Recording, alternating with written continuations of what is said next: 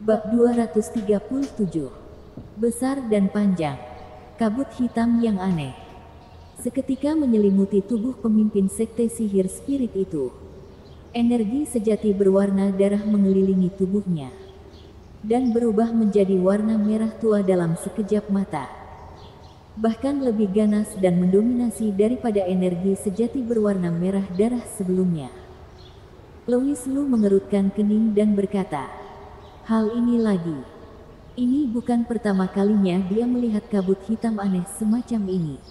Di kota Jiang sebelumnya, Joses Gu yang ditemuinya, yang merupakan ayah dari Titan Gu, dirasuki oleh kabut hitam aneh dengan kebijaksanaan spiritual semacam ini. Dan dia mampu mengeluarkan kekuatan energi refining tingkat ketiga dengan tubuhnya yang biasa. Joses Gu yang jelas-jelas hanyalah orang biasa, mampu mengerahkan kekuatan yang begitu kuat di bawah kendali kabut hitam aneh ini. Apalagi pemimpin sekte sihir spirit. Pemimpin sekte sihir spirit adalah seorang kultivator dari sekte jahat, dengan energi refining tingkat 9. Setelah dirasuki oleh kabut hitam, basis kultivasinya dapat meningkat pesat. Dapat dirasakan dengan jelas dari auranya. Energi refining tingkat 9. Energi refining puncak. Tahap awal foundation building. Aura pemimpin sekte sihir spirit terus meningkat. Dan akhirnya berhenti ketika dia mencapai tahap tengah foundation building. Ada celah besar antara periode energi refining dan periode foundation building. Dan tidak mudah untuk melewatinya. Tetapi celah ini tampaknya tidak ada sama sekali pada tubuh pemimpin sekte sihir spirit. Ini adalah hal yang sangat mengerikan.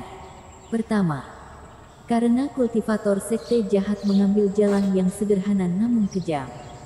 Jadi ketika melintasi alang sebesar itu, mereka tidak perlu khawatir menjadi gila sama sekali. Poin ini pada dasarnya sama dengan para kultivator bela diri. Yang lainnya adalah efek dari kabut hitam aneh ini. Kombinasi keduanya membuat pemimpin sekte sihir spirit itu terasa tidak memiliki celah yang begitu besar sama sekali. Setelah basis kultivasinya melonjak, energi sejati pemimpin sekte sihir spirit yang baru saja ditelan oleh Louis Lu dengan cepat terisi kembali. Dan puluhan kali lebih kuat dari sebelumnya. Nah, apakah kamu takut? Jika kamu takut, berlututlah di lantai dengan patuh dan mohon belas kasihan. Aku akan membuat kematianmu lebih mudah." Pemimpin sekte sihir spirit menyeringai, menjulurkan lidah merahnya, dan menjilat bibirnya yang pecah-pecah. Dia sangat mendambakan darah Louis Lu. Seni bela diri yang dikultivasikan oleh Louis Lu sangat aneh. Jika dia bisa menggunakan darahnya untuk berkultivasi, pasti akan berpengaruh besar pada peningkatan kekuatan iblis darah. Mungkin lain kali pemimpin sekte sihir spirit juga dapat menembus akhir periode foundation building tanpa bantuan kabut hitam. Tentu saja dia bersemangat. Louis Lu menggelengkan kepalanya dan berkata, "Kamu terlalu naif." Setelah selesai berbicara, dia tidak menunggu pemimpin sekte sihir spirit untuk bertindak sama sekali, dan mengambil inisiatif untuk melangkah maju. Kekuatannya masih pada energi refining tingkat ke-9. Tetapi ketika dia benar-benar berjabat tangan dengan pemimpin sekte sihir spirit, senyum aneh muncul di sudut bibirnya. Bang! Louis Lu meremas kepalan tangan pemimpin sekte sihir spirit dengan satu telapak tangan. Membiarkan energi sejati berwarna merah tua mendominasi menembus ke dalam tubuhnya. Bagi kultivator biasa, membiarkan energi sejati pihak lawan masuk ke dalam tubuh sendiri sangatlah berbahaya. Karena dua jenis energi sejati dengan sifat yang berbeda bergejolak di dalam tubuh. Bahkan meridian dapat dengan mudah dipatahkan, dan kemungkinan besar akan menghancurkan organ dalam. Kecuali jika kekuatannya sendiri jauh lebih kuat dari lawan. Dengan keyakinan penuh, seseorang dapat menekan serangan energi sejati lawan.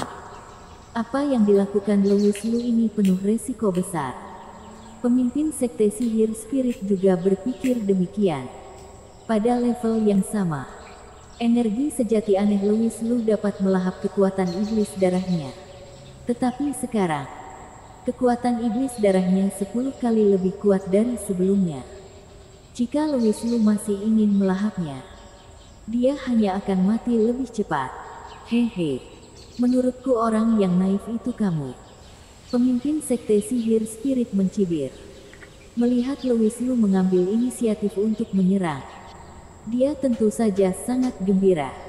Dia melayangkan tinjunya. Naga merah gelap mendarat di lengan Louis Lu dan menembus ke dadanya. Pergilah ke neraka. Pemimpin sekte sihir spirit meraung. Hampir memukul dengan sekuat tenaga. Tetapi, 1 detik, 2 detik, 3 detik. Adegan di mana tubuh Louis Lu meledak seperti yang diharapkan oleh pemimpin sekte sihir spirit tidak terjadi. Louis Lu terlihat masih berdiri di depannya dengan sangat tenang.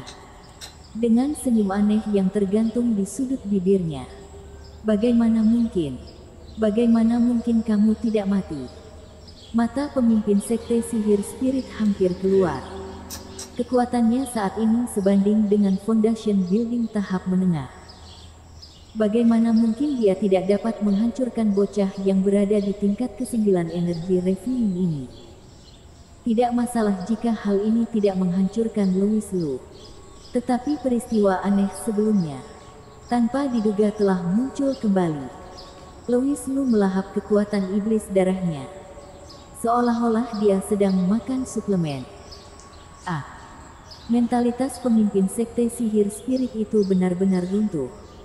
Dia membuka mulutnya dan meraung dengan keras. Lalu memuntahkan seteguk darah. Louis Lu berkata sambil tersenyum. Terima kasih atas seluruh basis kultivasimu.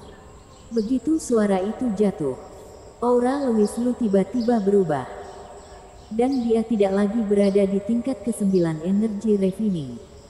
Rongga mata pemimpin sekte sihir spirit hampir robek. Dan dia meraung dengan darah di mulutnya. Bangsat, bangsat, kamu bajingan tidak tahu malu. Beraninya kamu menekan kultivasimu. Aku tidak terima. Jika aku tidak menekan kultivasiku. Sejak awal kamu sudah akan pergi ke neraka untuk bertemu Hades. Kamu harus bersyukur bahwa aku membiarkanmu hidup 2 menit lebih lama. Mata Louis Lu melirik ke bawah. Dan tiba-tiba dia menendang tubuh bagian bawah pemimpin sekte sihir spirit itu. Bang! Tubuh pemimpin sekte sihir spirit itu langsung mengerut dengan secepat kilat seperti balon yang tertusuk jarum. Ekspresinya benar-benar marah, kaget dan ketakutan. Louis Lu berkata, kawan, ketika kamu bertarung melawan orang lain di kehidupanmu selanjutnya, ingatlah untuk mengenakan pakaianmu dengan baik. Jika tidak, orang akan dengan mudah menemukan titik lemahmu. Selain itu, aku memberimu 4 kata. Kamu tidak membuat aku bergairah. Berbicara tentang itu, dia juga tidak bisa berkata-kata. Tidak apa-apa jika pemimpin sekte sihir spirit tidak mengenakan pakaian. Tetapi dia benar-benar menjadi bersemangat selama pertarungan. Membuat sangat tidak nyaman bagi Louis Lu jika tidak menendangnya. Suasana hati pemimpin sekte sihir spirit saat ini benar-benar tidak pasti apakah itu suka atau duka.